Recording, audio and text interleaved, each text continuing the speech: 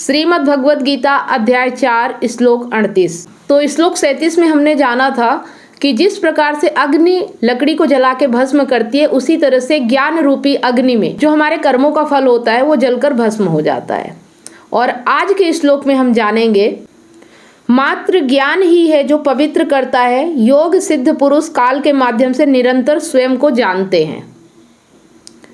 ठीक है, तो यहाँ पे उसके आगे ये कि जैसे ज्ञान रूपी अग्नि में हमारे जो कर्म फल होते हैं वो जल के भस्म हो जाते हैं, तो यहाँ पे आगे यही बताया जा रहा है कि मात्र आत्मज्ञान ही है जिसके माध्यम से पवित्र हुआ जा सकता है। ठीक है, और अगर पवित्र होना है तो इसका मतलब समझना है कि अपवित्र क्या है। अपवित्र वो है, जैसे कि हमने बात किया था कि अपवित्र का मतलब होता है कि अज्ञान ही पाप है, अपवित्र है, जो भी समझो, और आत्मज्ञान ही पुण्य है। ठीक है, तो यहाँ पे ज्ञान ही वो माध्यम है जिसे पवित्र हुआ जा सकता है। लेकिन ज्ञान कौन सा? आत्मज्ञान। ऐसा नहीं कि कोई भी ज्ञान पवित्र कर सकता है, ये भी हमें समझना है।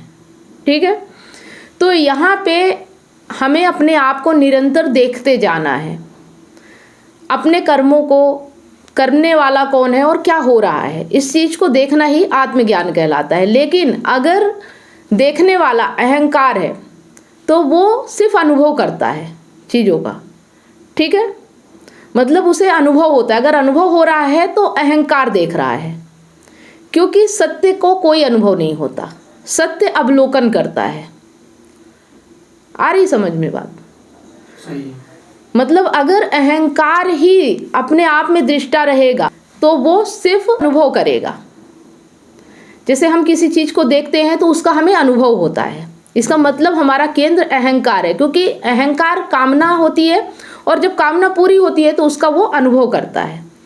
लेकिन जब सत्य होता है, आत्मा की दृष्टि से देखा जाता है, तो जो अनुभव होता है, मतलब जो कामना होती है और जो कामना करने वाला होता है, उन दोनों को एक साथ देख लिया जाता है। इसे अवलोकन कहते हैं। ठीक है, जिस तरह से नदी बह रही है, ठीक है, और नदी को बहते हुए अगर अहंकार देख रहा है तो वो उस पर पत्थर फेंकेगा, कुछ ना कुछ कामना रहेगी उसकी, वो उसका अनुभव लेने की कोशिश करेगा। लेकिन जो सत्य होता है, जो दृश्य और दृष्टा दोनों को एक साथ देख लेता है कि किस तरह से काल बदलता है, कामना करने वाला है उसकी कामना बदलती है। ठीक है, इस चीज को जो देख लेता है उसे ही अवलोकन कहते हैं। और योग सिद्ध जो पुरुष होते हैं वो ये काम निरंतर करते हैं। मतलब ये नहीं कहा जा सकता है कि एक बार आपको आत्मज्ञान हो गया वो हमेशा के लिए हो गया। ठीक है, मतलब एक बार हमने अगर देख लिया, अवलोकन कर लिया, आत्मज्ञान हो गया, तो इसका मतलब नहीं कि हम योगी हो गए या सिद्ध पुरुष हो गए। योगी और सिद्ध पुरुष वही होता है जो निरंतर काल के माध्यम से स्वयं को जानते रहता है।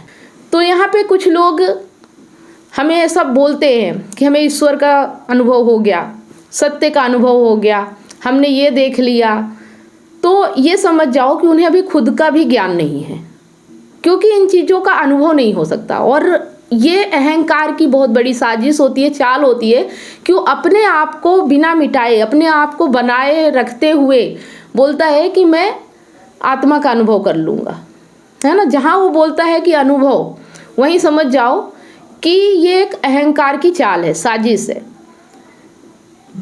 सत्य अवलोकन करता है, और जब वो देखता है तब जो अहंकार है और जो विषय है उन दोनों को वो समझ जाता है कि ना अहंकार सत्य है ना विषय सत्य है, क्योंकि अहंकार के कारण ही विषय होता है, या विषय या अहंकार दोनों एक साथ होते हैं। तो जिस तरह से एक अंधा व्यक्ति है, ठीक है, अंधा व्यक्ति अगर कहे कि सामने कोई वस्तु है, उसका कलर लाल है, तो आप क्या कहोगे? भले होंगे लाल रंग, लेकिन आप तो यही कहोगे ना कि अंधा देख रहा है, कैसे सही हो सकता है। तो जो अहंकार अनुभव कर रहा है उसका अनुभव कैसे सही हो सकता है? ठीक है, सही बात है। तो इस चीज को मतलब सतत हमें अवलोकन करते रहना, पूरे जीवन करना है। ये नहीं कह सकते कि कोई व्यक्ति एक बार समझ गया तो पूरी जिंदगी के लिए समझ गया। हर बार कर्म आते, हर बार नई चीज़ें आती, हर बार हमें अवलोकन करना है। बस दृश्य और दृष्टा को एक साथ समझते चलना है, देखते चलना है, यही जिंदगी है। इसी को बोलते हैं सत्य आत्मा, अवलोकन करने को, है ना। पूरी जिंदगी हमें समझते चलना है अपनी कामनाओं को, अपने कर्मों को, और इस समय ये काल को, जो प्रकृति है पूरी, इन चीज़ों को हमें समझते चलना है, देखते चलना है। क्योंकि जो भी अनुभव लेने वाला होता है, जो भी काम करने वाला होता है, वो अहंकार ही होता है। अगर काल है तो अहंकार है, ठीक है। अगर ये समय है, ये काल है, तो अहंकार भी साथ साथ चलता है। सही है। और ये दोनों बदलते हैं, प्रकृति भी बदलती है और अहंकार भी बदलता रहता है, ठीक है ना। तो इन दोनों को एक साथ बस देखते चलना है। सतत ज्ञान, ज्ञान के माध्यम से ही सब अपने आप अहंकार मध्यम होता जाता है, मतलब एक तरह से वो कम हो जाता है, और उसी को आत्मा कहते हैं, है ना। अगर अज्ञान है तो वो बढ़ता जाता है, और अगर आत्मज्ञान है तो वो कम होता जाता है। मतलब जैसे जैसे वो अनुभव करेगा तो अपने आप को बढ़ाता जाएगा, और जैसे जैसे अवलोकन करेगा तो वो कम होता जाता है। अहंकार का ही रूप जो कम होता है वही आत्मा कहलाता है, ठीक है। जैसे जैसे वो जानते जाता है वैसे वैसे वो समाप्त होते जाता है। बाकी ऐसा कुछ नहीं कि आत्मा कुछ और चीज़ है। अहंकार का ही जो कम रूप है वही सत्य कहलाता है, वही आत्मा कहलाती है, ठीक है। तो योगी पुरुष जो होते हैं, जो सिद्ध पुरुष होते हैं, वो पूरे जीवन इन सब चीज़ों का अवलोकन करते रहते हैं, जानते रहते हैं, वही योगी कहलाने के लायक है। लेकिन अगर जो कोई योगी, जो महापुरुष तुम्हें ये कहते हैं कि मैंने अनुभव किया है, ईश्वर को देखा है, समझा है, जाना है, तो समझ जाओ कि वो ढोंगी है, वो पाखंडी है। वो अभी खुद को भी नहीं जानते, तो ईश्वर को क्या जानेंगे, सही है ना। तो ठीक है, इस श्लोक में जो ये बताया गया है, काल को देखो, अहम को जानो, अवलोकन ही आत्म स्नान है। मल मान्यता मिथ्या धारणा शुद्ध करता आत्मज्ञान है।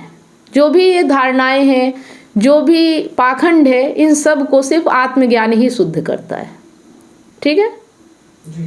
बस ये चीज़ें अगर हम समझ गए, वैसे ही हम पवित्र हो जाते हैं, ठीक है। तो उम्मीद करती हूँ ये श्लोक आपको समझ में आया होगा।